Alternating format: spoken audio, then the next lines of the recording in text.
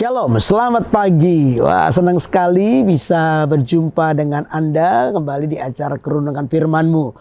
Ya, tinggal menghitung beberapa hari lagi kita akan meninggalkan tahun 2025.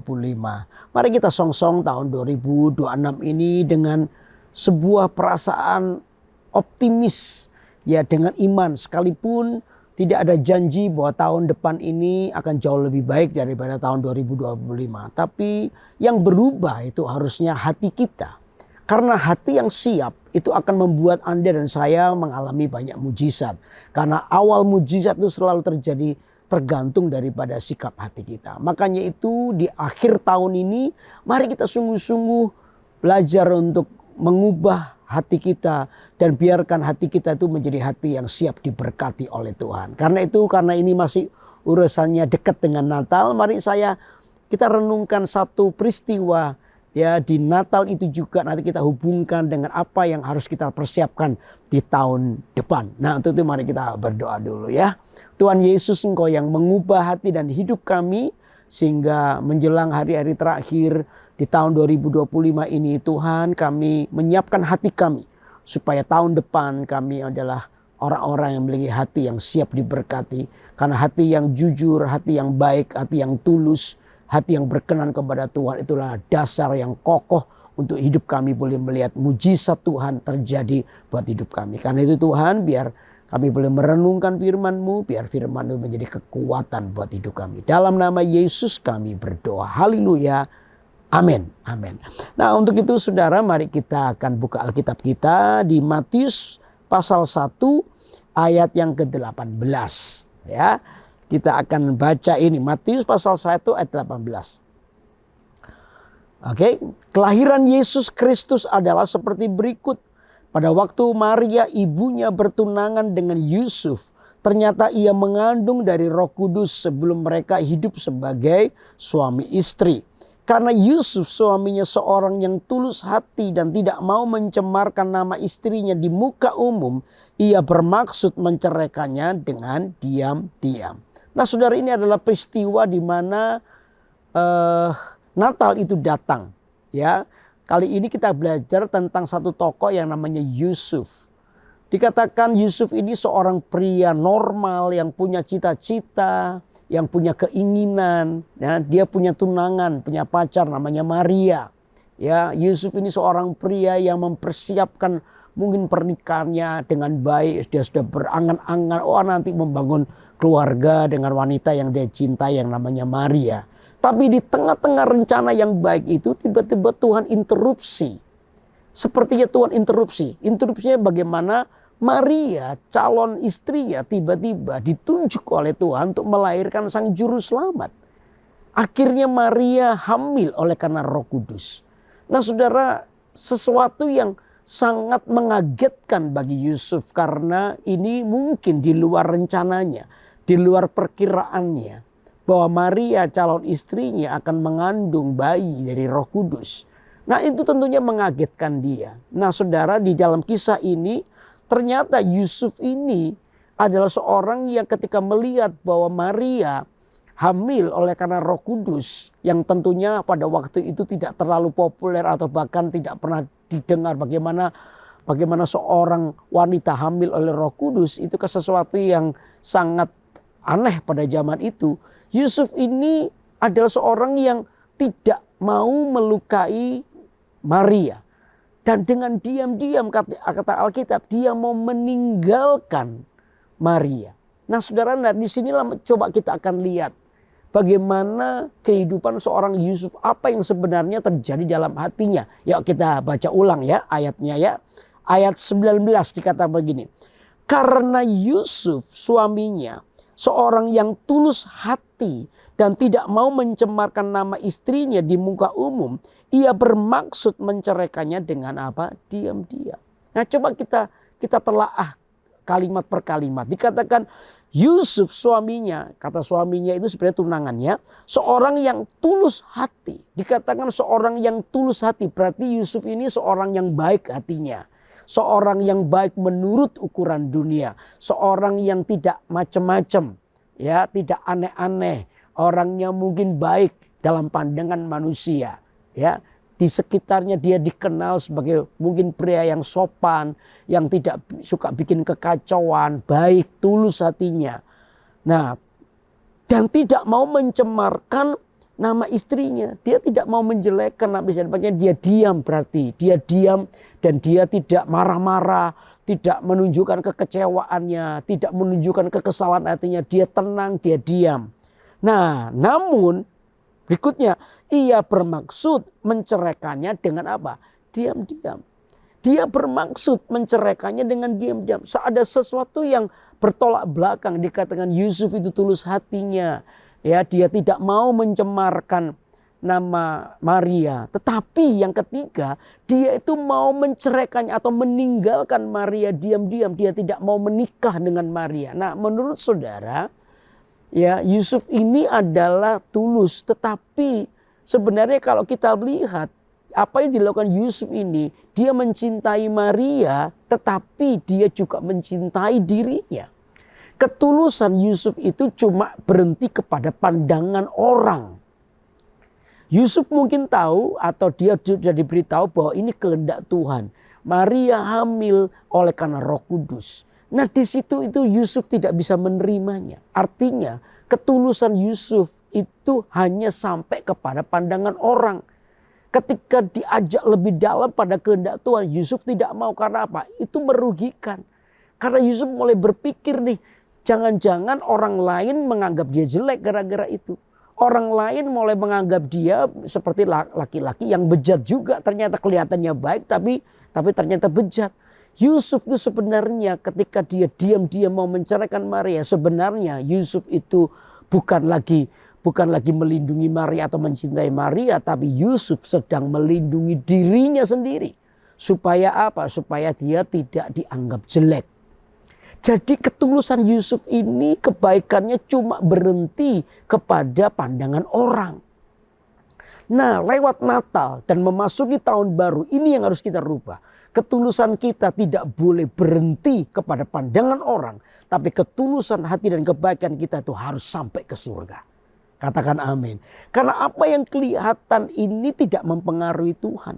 Saudara, Tuhan itu melihat hati. Melihat kedalaman hati kita. Makanya ketulusan kita itu tidak boleh berhenti sampai pandangan orang. Tapi ketulusan kita itu harus sampai kepada Tuhan.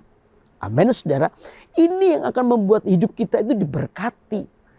Jangan sampai berhenti kepada apa kata orang baik. Ya, bukan hanya di situ. Tapi biarkan juga sampai kepada Tuhan pun berkata kita itu baik. Di mana kita tuh berani mengambil keputusan untuk mengikuti kehendak Tuhan. Dengan semua resiko yang kita hadapi. Kita berani untuk hidup bagi Tuhan. Nah, disitulah kedapatan ketulusan cinta kita kepada Tuhan. Yusuf dikenal baik cuma kepada pandangan orang. Tetapi Yusuf gagal sampai kepada pandangan Tuhan. Nah, saudara, kalau Anda ingin menjadi orang yang diberkati, mari kita maju selangkah. Bukan hanya di pandangan orang kita itu baik. Tapi biarkan disampai kepada pandangan Tuhan kita itu baik. Nah, Yusuf gagal di area itu. Makanya saudara, dikatakan Yusuf adalah tulus hatinya itu sampai kepada pandangan manusia. Tetapi dalam pandangan Tuhan, Yusuf tidak berani hidup karena apa? Dia memikirkan dirinya sendiri. Karena itu harus perlu kita menyiapkan hati kita untuk melangkah tahun depan. Saudara, dengarkan saya baik-baik. Tahun depan hanya orang yang tulus hatinya mengikut Tuhan akan ketemu dengan mujizat Tuhan. Mungkin kita mengalami persoalan sama karena dunia ini global. Ya, orang di dalam Tuhan pun kena masalah secara global. Masalah dunia ini pun kena anak-anak Tuhan. Tapi percayalah, bagi anak-anak Tuhan masih ada yang namanya mujizat Tuhan. Ada pertolongan yang akan membedakan kita. Nah, itu dimulai daripada ketulusan hati kita. Ayo kita belajar memasuki tahun 2026 dengan ketulusan hati kita. Untuk apa? Mengikut Tuhan, mencintai Tuhan dengan sungguh-sungguh. Saya percaya disitulah letak pertolongan Tuhan dan perbedaan yang Tuhan lakukan buat hidup kita. Karena apa? Hidup Anda dan saya adalah hidup yang menarik perhatian Tuhan. Amin, saudara. Amin. Lalu yang kedua apa? Ayat 20.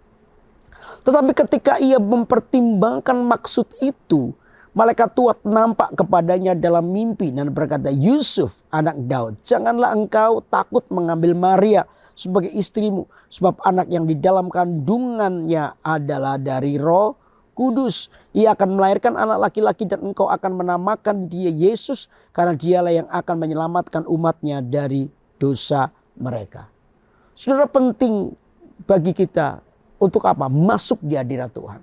Saudara, untuk Anda membangun hidupmu untuk tulus, kudus, sungguh-sungguh dasar kekuatannya itu apa? Di hadirat Tuhan. Makanya tahun depan saudara harus banyak tinggal di hadirat Tuhan. Perbanyak waktu doamu dengan Tuhan. Yusuf ini mengalami perubahan di mana? Di hadirat Tuhan. Ketika di hadirat Tuhan itu Tuhan memberikan pernyataannya. Bahwa memberitahukan Yusuf bahwa jangan takut mengambil Maria sebagai istrimu. Karena Tuhan menyertai dan menjaga hidupmu. Nah, di sini kekuatan Yusuf itu dipulihkan. Dari mana? Di hadirat Tuhan. Makanya saudara, tahun depan sungguh-sungguh ayo kita itu menjadi orang yang suka tinggal di hadirat Tuhan. Saya percaya disitulah tuntunan Tuhan. Suara Tuhan itu ada di situ. Di mana Anda dan saya akan mengalami terang Kristus. Sehingga kita semua diberi keberanian untuk melangkah di dalam kehendak Tuhan. Saudara, tidak ada jalan lain. Hadirat Tuhan itu harus menjadi kekuatan hidupmu dan hidupku. Saya selalu berkata buat hidup saya, ya, hubungan intim dengan Tuhan sudah tidak bisa diganti dengan apapun juga. Termasuk apa? Sibuknya pelayanan.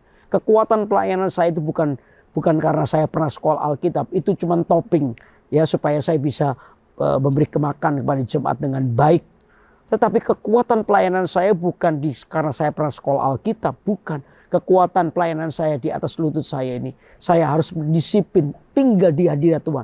Disitulah Tuhan menuntun, memberikan hikmat, memberikan kemampuan untuk saya berjalan di dalamnya. Karena itu tahun 2026 setiap kita harus menjadi seorang yang menjaga satu ini. Kehausan dan kelaparan akan Tuhan. Karena disitulah kekuatan, disitulah hidupmu mengalami perubahan. Disitulah hikmat Allah akan menuntun kehidupan Anda dan saya. Amin. Yusuf berubah. Dia berubah, yang semulanya ingin meninggalkan Maria diam-diam. Tetapi ketika di dalam hadirat Tuhan itulah Yusuf mendapatkan sebuah pernyataan daripada Tuhan. Jangan tinggalkan Maria. Nah, disitulah kekuatan Yusuf mengalami perubahan. Dan Yusuf akhirnya mengambil keputusan untuk apa? Taat dengan Tuhan. Lalu yang berikutnya, yang ketiga adalah ayat 22. Hal itu terjadi supaya genaplah yang difirmankan Tuhan oleh Nabi. Sesungguhnya anak saudara itu akan mengandung dan melahirkan seorang anak laki-laki. Dan mereka akan menamakan dia Immanuel, yang berarti Allah menyertai kita. Nah, ayat 24. Sesudah bangun dari tidurnya, Yusuf berbuat seperti yang diperintahkan malaikat Tuhan itu kepadanya. Ia mengambil Maria sebagai istrinya. Nah, saudara, yang ketiga, saudara, disitulah Yusuf mengalami perubahan. Perubahannya apa? Akhirnya Yusuf mengambil keputusan untuk tetap mengambil Maria sebagai istrinya. Nah, yang ketiga ini apa yang harus kita bangun tahun 2026? Keberanian untuk hidup di dalam kehendak Tuhan. Saudara, belajarlah untuk menyenangkan Tuhan. Gak peduli apa kata dunia. Sekalipun kita bukan orang yang jadi batu sandungan, jadi aneh. Bukan. Tetapi di dalam keputusanmu. Anda dan saya adalah seorang yang mau mengambil keputusan untuk menyenangkan Tuhan. Menghargai perasaan Tuhan lebih daripada perasaan orang. Saya percaya disinilah maka terang Kristus akan nyata lewat hidup Anda dan saya. Yusuf berani mengambil keputusan untuk menikahi Maria sekalipun dengan banyak resiko. Resikonya apa? Dia disalahpahami orang. Oh, mungkin dia diserukan sebagai seorang laki-laki yang bejat, yang menghamili sebelum pernikahan itu terjadi. Mungkin orang lain gak tahu, saudara. Tetapi disinilah keputusan kita. Cinta kita kepada Tuhan itu terbukti. Karena apa? Kita mengasihi dia. Kita mencintai kita. Sekalipun mungkin kita gak peduli apapun sekitar kita. Cuman satu ini, kita percaya bahwa di dalam Tuhan kehendaknya harus terjadi. Dan disitulah pintu berkat Tuhan akan menaungi hidup Anda. Karena kita mengambil sikap. Karena itu sikap untuk semakin berani hidup bagi Tuhan. Itu harus kita jaga. Dari situlah Tuhan punya alasan untuk memberkati hidup Anda dan saya. Sehingga hidup kita tahun 2026 akan menemui keberhasilan dan perlindungan Tuhan. Sehingga kita bisa melewati tahun depan dengan kemenangan bersama dengan Tuhan. Karena itu biar pagi hari ini, ayo kita belajar menjadi seorang yang tulus. Yang pertama tulus bukan hanya pada pandangan orang, tapi tulus kita harus sampai kepada Tuhan. Lalu yang kedua, terus tinggallah di hadirat Tuhan. Karena disitulah tuntunan Tuhan akan terjadi buat hidup kita semua. Di situ kekuatan kita diperbarui yang ketika belajar untuk berani hidup bagi Tuhan. Sehingga terang Kristus nyata. Jangan kompromi, jangan menurunkan standar firman Allah. Hiduplah dengan firman Tuhan. Saya percaya hidup kita semua akan diberkati oleh Tuhan. Amin. Mari kita berdoa. Tuhan Yesus, terima kasih biar firman-Mu menjadi dasar yang kuat yang dibangun atas hidup kami. Sehingga hidup kami boleh menyenangkan-Mu ya Tuhan. Karena itu biar ajari kami terus untuk berjalan bersama dengan Engkau. Biar hidup kami menjadi kehidupan yang diubahkan. Tahun 2026 akan menjadi tahun kemenangan. Sekalipun banyak hal yang kami hadapi. Tahun depan bukan tahun yang jauh lebih baik. Bukan. Tetapi kami bisa melihat bagaimana yang berubah itu hidup kami. Semakin berani hidup bagi Tuhan. Dan kami percaya Tuhan menuntun dan memberkati kami. Terima kasih untuk waktu ini. Di akhir tahun ini kami mau menyiapkan hati memasuki tahun depan bersama dengan Tuhan. Dan kemenangannya bersama dengan kami. Di dalam nama Yesus kami menyerahkan kehidupan kami. Haleluya. Amin. Amin. Wah, senang sekali itu terus menyampaikan firman Allah buat hidup Anda. Kita memasuki di akhir tahun dari 2025. Mari kita memasuki tahun 2026 dengan semangat yang baru. Ya, dengan sebuah keinginan, kerinduan untuk berada di dalam tuntunan Tuhan. Saya percaya Tuhan akan memberkati kita. Nah, untuk itu terus mari kita ngikuti acara Kurenungan Firman-Mu tiap hari Senin pukul 6 pagi waktu Indonesia bagian Barat atau pukul 7 pagi waktu Indonesia bagian Tengah ya di YouTube GMS Kalimantan. Dan saudara yang belum subscribe, silakan subscribe supaya kita ini bisa terus diberkati oleh acara-acara rohani dan memasuki tahun 2026 dengan semangat yang baru dan di dalam perlindungan Tuhan untuk selamanya. Karena itu saya ucapkan selamat Natal dan tahun baru tahun 2026. Mari kita sungguh-sungguh menyongsong tahun baru ini dengan kerinduan dan kehausan dan keberanian untuk tinggal di dalam kehendak Tuhan. Tuhan memberkati. Bye-bye.